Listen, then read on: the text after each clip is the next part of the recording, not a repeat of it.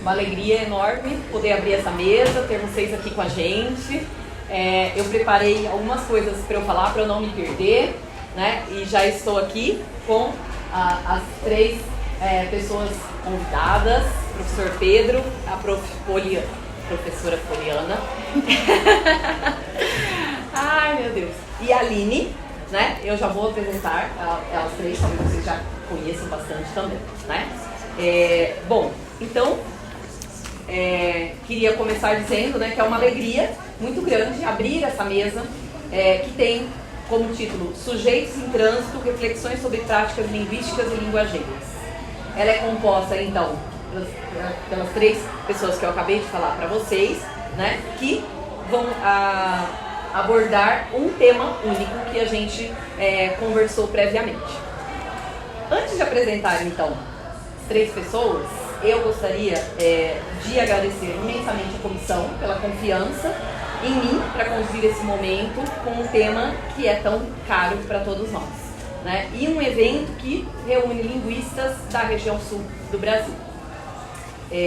Ao visitar o site, ler sobre identidade visual do nosso evento, eu me senti impelida a abrir o encontro falando algo a respeito dessa identidade visual, porque os IPs marcam minha vida de uma forma muito intensa. Sua simbologia pode ser muito representativa do contexto atual. Os IPs são árvores que sofrem muito durante o inverno, quase morrem, para então florescer e trazer encanto e alegria de viver. Em tempos difíceis como os que estamos vivendo, poder sediar um evento como o Celsul e ter a oportunidade de receber e encontrar tantas pessoas queridas, conhecidas ou novas na área, são suspiros de esperança em um contexto ainda marcado por um forte inverno em termos sanitários, sociais e políticos. Moderar uma mesa preocupada com sujeitos em trânsito é um privilégio que traz esperança no sentido proposto por Freire, ou seja, esperança como verbo, como necessidade ontológica. É com essa perspectiva que dou início então ao nosso diálogo com Aline Pizio, Poliana Milan e Pedro Garcês. Gostaria de explicar então a dinâmica da nossa mesa. Nos reunimos previamente para planejar esse momento. Então nos perguntamos, o que o título me fez pensar a partir do que tem feito? O que de meu trabalho me fez ser lembrado para compor essa mesa? O que significam práticas linguísticas e linguageiras pensadas a partir da ideia de sujeitos em trânsito? A partir desses questionamentos, elegemos uma pergunta para atravessar as falas que compõem a mesa. A pergunta é, o que o título me fez pensar a partir do que tem feito? Nós vamos iniciar com o professor Pedro Garcês. Eu vou ler para vocês um pouquinho da trajetória profissional do professor. Pedro de Moraes Garcês é licenciado em Letras Português e Inglês pela Universidade Federal do Rio Grande do Sul, mestre em Letras Inglês e Literatura Correspondente pela Universidade Federal de Santa Catarina e doutor em Educação, Cultura e Sociedade pela Universidade de Pensilvânia, Estados Unidos. É professor titular da Universidade Federal do Rio Grande do Sul, onde atua nas áreas de especialidade em Linguística Aplicada e Sociolinguística, na formação de educadores e em pesquisa principalmente nos seguintes temas: interação social e etnografia da produção conjunta de conhecimento, da escolarização e da formação de professores, desculpa, acho que eu fiz algum erro aqui, a maneira como eu li, interação social e etnografia da produção conjunta de conhecimento, da escolarização e da formação de professores, diversidade sociolinguística, multilinguismo, mobilidade e a nova economia, ideologias linguísticas, metodologia de pesquisa interpretativa. Atua na formação inicial e continuada de educadores da linguagem, realizou o estágio de pós-doutorado de 2015 a 2016 no Centro de Pesquisas em Educação Franco-Ontariana, Universidade de Toronto, Canadá. É editor associado do Journal of Social Linguistics desde 2018. Então, professor, é com você. Gostaria de explicar também que nós começamos com o professor porque fizemos da mesma maneira que a gente costuma fazer em bancas. Então, a gente começou do mais distante para o mais próximo. Então, temos primeiro o professor Pedro, depois a professora Aline e, finalmente, a gente fecha com a professora Poliana. Nós fizemos um esquema de 1 hora de apresentação para que haja espaço para conversa com vocês depois. Então, eles vão responder a primeira pergunta e depois temos mais algumas perguntas pensadas, mas a nossa ideia é abrir para o diálogo com vocês. Ok? Muito obrigada. Deixa eu agradecer os intérpretes de Libras, Thierry e Joseli, e vamos começar.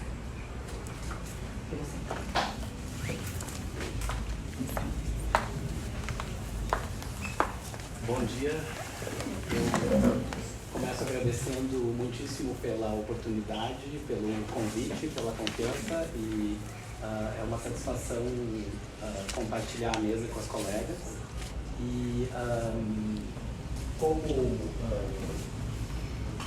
a gente já viu na apresentação, o enquadramento da nossa mesa eu estou seguindo mais ou menos à risca, tentando pensar em por que eu recebi esse convite, porque lembraram de mim, e em cima do título da mesa, Sujeitos em Trânsito, o que eu tenho feito a respeito disso. Tá? Então, dois elementos do meu trabalho recente que eu nomeei ali nesses dois pontos. Eu vou falar para vocês sobre a minha etnografia sociolinguística crítica, enfocando famílias de imigrantes brasileiros em Toronto, no Canadá. Eu publiquei 2 artigos, na verdade um artigo e um capítulo de livro sobre isso, e depois vou contar então para vocês mais sobre o que eu descobri por lá. E mais recentemente também essa discussão dos sujeitos em trânsito, para mim, está muito organizada pela minha reflexão recente em torno de ideologias de mercantilização de linguagem no capitalismo recente. E isso eu andei trabalhando bastante nos últimos anos, e em 2021, em trabalhos em linguística aplicada, organizei um dossiê com a professora Neiva Jung, da Universidade Estadual de Maringá, sobre essa questão. Então é nesse enquadramento que eu vou falar para vocês sobre migrantes brasileiros em Toronto, no Canadá, e particularmente, voltando aqui ao meu título, conversar com vocês sobre por que o português seria ou não seria língua de herança para uma estudante falante de português em Toronto, Canadá. E vejam que aqui, estudante falante de português está entre aspas simples, porque isso é uma categoria usada pelas redes públicas de ensino na cidade de Toronto, como problemática. Então, um pouquinho para quem não conhece nada sobre os migrantes brasileiros em Toronto. Toronto tem sido um destino importante para emigrantes de Portugal desde a década de 50, particularmente dos Açores, e mais recentemente para migrantes do Brasil, dos países africanos de língua oficial portuguesa e da diáspora colonial portuguesa também. Há estimativas, algumas grandiosas, de 500 mil falantes de português, de novo entre aspas, entre a população canadense, que é um pouco maior do que 35 milhões, a maior parte deles está concentrada em Ontário, em Toronto e seus arredores. O IBGE do Canadá, que se chama Statistics Canada, registrou 226 mil pessoas que declararam ter o português como língua primária no censo do Canadá de 2011. E nesse censo havia registro de mais de 27 mil nascidas no Brasil, dessas mais de 13 mil em Ontário e mais de 10 mil em Toronto. E 140 mil, mais de 140 mil nascidas em Portugal, das quais mais de 105 mil em Ontário e mais de 70 mil em Toronto. Então vocês veem que é bastante gente e forma uma cidade pequena dentro da cidade. Tá? Trago aqui para vocês o título do artigo de um colega luso-canadense, Silva 2015. O título do artigo é You Think It's Funny, que é ele conversando com o pai.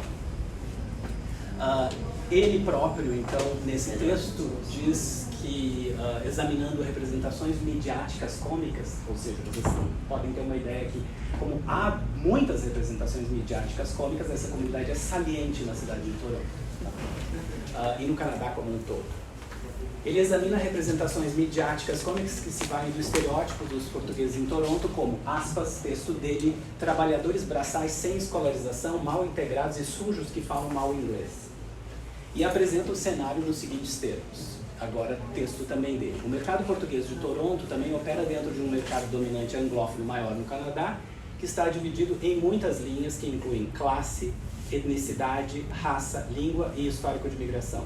O resultado é um mercado sociolinguisticamente estratificado, com múltiplas hierarquias, e nesse caso o português fica, aqui a língua, né, fica posicionado como língua subordinada, dado que, entre outras coisas, destaque, os seus falantes têm ocupado principalmente empregos de classe trabalhadora desprestigiosos e não têm assumido posições de poder nucleares, nas quais marcas de prestígio e poder são falar inglês padrão, sem sotaque, entre aspas, e alinhar-se com uma cultura canadiana branca, anglo-saxã e desetnicizada. Então é nesse quadro aí que surge essa categoria estudante falante de português, ou Portuguese Speaking Student, que é usada em muitos documentos das redes públicas de Toronto. São 4 redes públicas na cidade de Toronto. E eu trago aqui uma citação de uma revista assim, de circulação na cidade, de 2012, em que esse jornalista quer entender o que é isso que está rolando.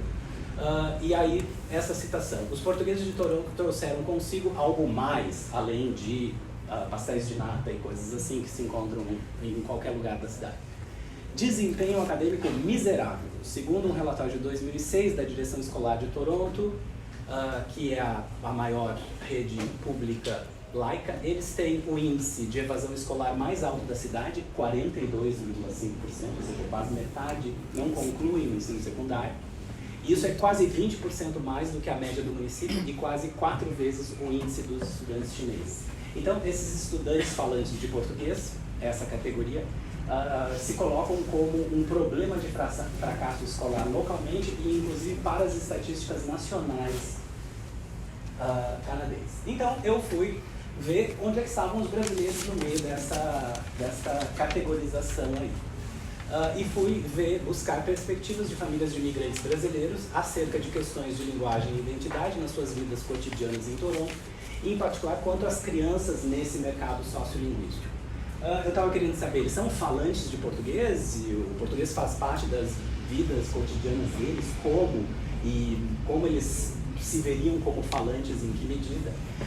E eles são estudantes falantes de português, Portuguese Speaking Students, nessa categorização particular, eles seriam identificados pelos agentes educacionais canadenses como pertencentes à etnoclasse dos falantes de português, tá? E aqui, etnoclasse é uma discussão também particularmente canadense, que diz respeito a uma categoria que legitima as relações de classe social, em bases culturais e escamoteia questões de desprivilégio. Então aqui eu estou dizendo que classe parece importada. Isso não era uma coisa que me ocorria quando eu cheguei. Então, em síntese, os entrevistados de famílias que exercem atividades que exigem menor qualificação residem em áreas de concentração de imigrantes portugueses, se aproximam da etnoclasse luso-canadense, identificando a língua como um meio de obter recursos junto a outros falantes de português em Toronto, principalmente na construção civil e na limpeza.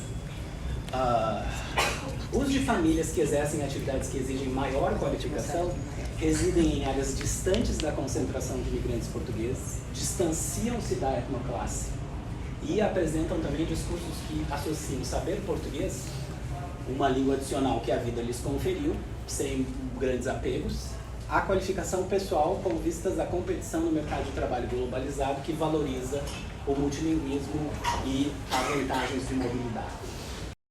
Tá? Então, aqui é uma coisa chapada em dois lados, e isso se manifesta inclusive nos lugares onde eles moram. Então, os estudantes falantes de português, vinculados à etnoclasse, mas que têm ambições acadêmicas exigentes, como me parece ser o caso da Quincy, que é essa moça que eu apresento logo para vocês, podem ter razões para quererem deixar de ser falantes de português. Não tem nenhum problema. O português não vai desaparecer da vida dela. Ela tem que fugir dele se ela quiser deixar de ser falante de português. Tá? A Marisete, a mãe, começa a entrevista dizendo que ela está esquecendo o português porque quase só fala inglês hoje em dia. Durante a minha visita, ela se dirigiu, no entanto, aos filhos em português, o menino e a menina em inglês. E aí ela diz: você não fala português, não se interessa? Não. A Quincy fala comigo. porque ela acha que eu não sei direito inglês. As crianças que estão aqui, os pais é brasileiro, não quer saber de falar português, deve ser a escola. E o Alan discorda, diz que isso é comum, todo mundo assim, sim, é muito bom, mas fazer isso valer é mais complicado, tá? Em contraste com as outras famílias que eu entrevistei do outro lado da cidade, não foram discernidas quaisquer expressões de discursos de mobilidade ou de pessoas como feixe de habilidades comerciáveis e alusões muito fracas à polaridade de orgulho. Então, a se conhecer fala português com esforço, diz não ter confiança na própria capacidade de falar a língua, prefere falar inglês, mas diz que está acostumada a falar com uma mistura de português e inglês. Como? Ela diz que quer aprender mais português, mas ela é bem vaga quando eu pergunto mais assim, para quê? Ela diz, talvez se eu for visitar parente no Brasil, mas não quero muito. Aí, de repente, ela diz assim, mas eu quero estudar medicina. E aí ela me diz sobre os planos, ela já tem tudo delineado na Universidade de Toronto ou no Seneca College, e ela diz, daqui a 10 anos eu sou médica. Ups, essa é diferente. E aí eu pergunto, ela diz, né, que o português já teria desaparecido da vida dela se não fosse pela mãe. É a verdadeira língua materna, a língua da mãe só. E ela diz, família, com um sotaque que é entre português europeu e alguma coisa anglicizada. E aí eu pergunto, e lá fora, não interessa muito aqui? Nada. Em Toronto? Não. Não? Não, Quincy. Todo mundo fala inglês? Não, por que eu vou misturar o português? E daí ela me conta como é que é na escola. E daí ela fala da classe, aula de matemática cheia de português do Portugal. Eu não gosto, ela fala rindo, de misturar com eles, não. Não, por que não? Eles são diferentes. Eu estou interessado em aprender, eles não. Fica na zona. Fica conversando, e eu digo, tu quer estudar? Eu quero estudar. O que eles fazem? Eu pergunto, eles ficam brincando, falando, não é que eu entendo os dois. Quando a professora está falando inglês, ele está falando português atrás, então para xingar a professora, diz a mãe, sim, ele está falando mal da professora e eu estou prestando atenção. Ou seja, entender português atrapalha a matemática.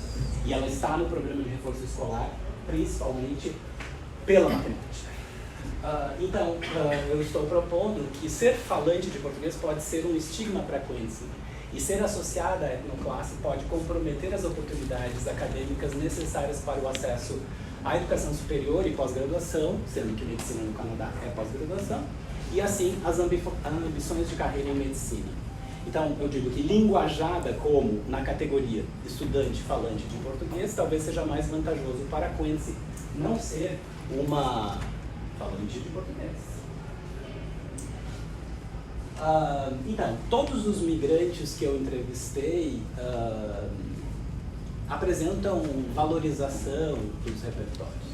Mas essas famílias de status socioeconômico mais baixo ou mais alto, nesses polos grosseiros que eu estou apresentando para vocês, que estão concentradas em diferentes áreas da cidade, demonstram orientações diversas para os discursos de lucro e assim diferentes graus de preocupação em garantir que as crianças cresçam com uma identidade particularmente brasileira falante de português. E as relações com a oferta de escolarização multilingüe são bastante complexas e, então, elas são muitas vezes apresentadas a ideia de português como língua de herança. E vejam, a Quincy teve, e os irmãos têm, 4 dias por semana português na escola. Então isso era apresentado como língua de herança e eu estou propondo que essa herança para a Quincy pode ser uma herança maldita. Eu quero pensar em termos de repertório linguístico nos termos da Bush e dessa ideia de Sprachleben, quando ela diz que o nosso repertório não é determinado apenas pelos recursos linguísticos que temos, mas às vezes por aqueles que não temos, que podem se tornar visíveis em uma determinada situação como uma lacuna, uma ameaça ou um desejo. E eu acho que a gente tende a pensar muito no desejo. O repertório linguístico, diz a Bush, reflete a coexistência sincrônica de diferentes espaços sociais nos quais participamos como falantes e aponta diacronicamente não apenas para o passado da biografia do idioma que deixou traços e cicatrizes, e eu proponho para vocês que para Quincy podem ser cicatrizes, mas também para frente, antecipando e projetando as situações e eventos futuros que estamos nos preparando para enfrentar. Então, a Quincy me sensibilizou sobre o que eu não conseguia reconhecer. Por exemplo, o meu nacionalismo, essa religião laica que o Lagares refere. Tá? Quando eu pergunto para você, mas não serve para nada o português para ti? Como assim? Tem que, quase que eu estava dizendo, mas tem que importar para ti. Então, estou propondo para vocês a gente pensar sobre língua de herança. Será? Bom, para Quincy eu diria que é uma herança talvez duvidosa. Tá? Fui buscar com colegas que têm definido isso e já dizem, por exemplo, em 2013 e em 2018, essas duas autoras, King e Anson Cannon, dizem o rótulo herança tem sido problematizado como ultrapassado e vinculado ao primitivismo. E, de fato, herança sugere um traço ou um bem adquirido por nascimento como propriedade ou DNA, quando a linguagem não é fixa, mas sim o produto da interação. E depois, mais recentemente, eles dizem que o construto língua de herança, em alguns aspectos, contraria os paradigmas construtivistas atuais que veem a linguagem como produto da interação social. E o Estado brasileiro vem promovendo a língua portuguesa para essas populações diaspóricas, móveis, em termos de português como língua de herança, com oficina de português de língua de herança, o Dia Mundial do Português como língua de herança, com todas essas instituições aí localizadas assim, e uma campanha de celebração. E aí eu acho que é realmente problemático a gente celebrar o que pode ser uma herança maldita. Eu acho que eu só tenho essa dúvida porque eu fui a campo, tá? E os colegas Black Lady Cree estão já desde 2008 contestando linguagem como herança, tá? E aqui, acho que parte do esforço da atividade etnográfica que eu empreendi é para entender as ações a partir da aproximação das perspectivas dos participantes, descentralizar a nossa, ou pelo menos a minha perspectiva do que estava acontecendo, e nos mantendo atento para evitar a adoção do modelo do mundo de colonizador, em que os especialistas acadêmicos salientam aspectos de uma grande narrativa epistêmica composta por discursos que sustentam a sua falsa superioridade, segundo a qual, para progredir, desenvolver-se ou modernizar-se, a periferia deve receber conhecimento e técnicas difundidas do centro, em vez de em razão de sua própria inventividade. E por fim, aponto para vocês que talvez tenha chamado a atenção de alguns de vocês que eu não identifiquei a Quincy e a sua família como o que no Canadá se chama minorias visíveis. Essa é uma família negra e a Quincy é uma pessoa negra de pele escura. Muito obrigado.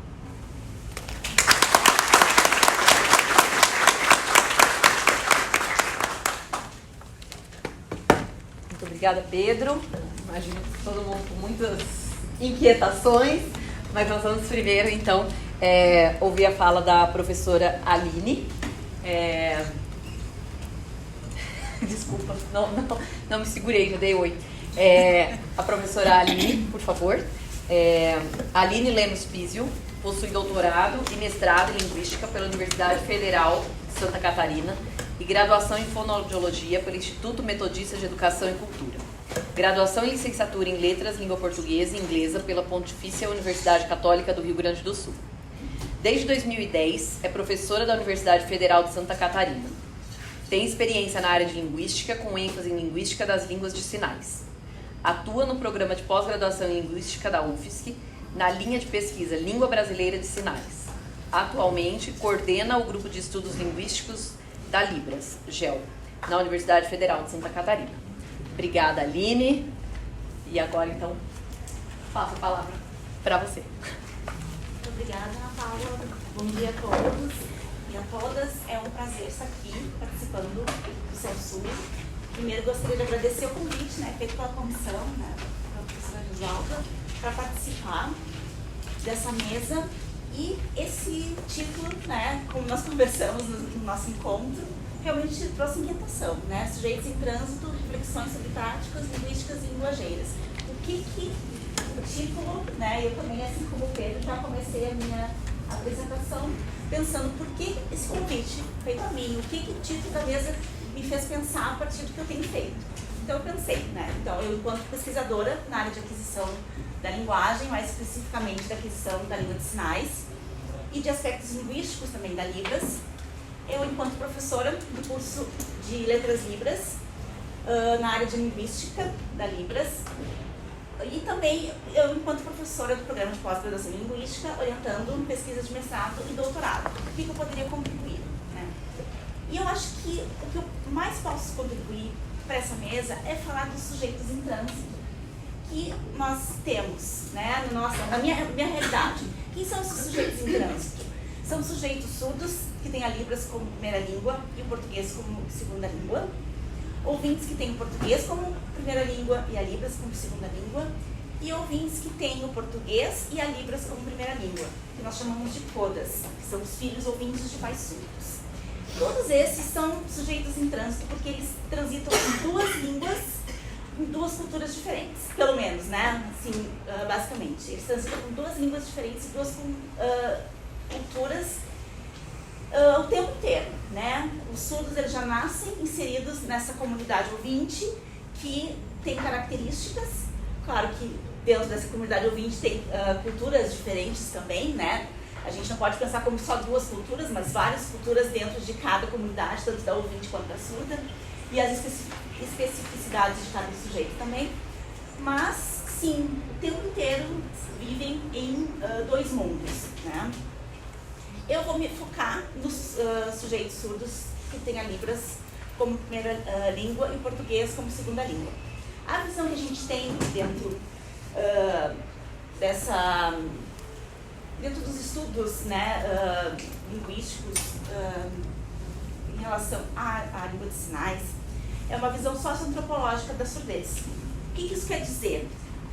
O surdo, ele não é visto pela deficiência que ele apresenta e que precisa ser reparada, que precisa ser igualado ao sujeito ouvinte, né? Que é um processo que a gente chama de ouvintização, que tem que tentar normalizar o surdo para que ele possa conviver numa comunidade ouvinte.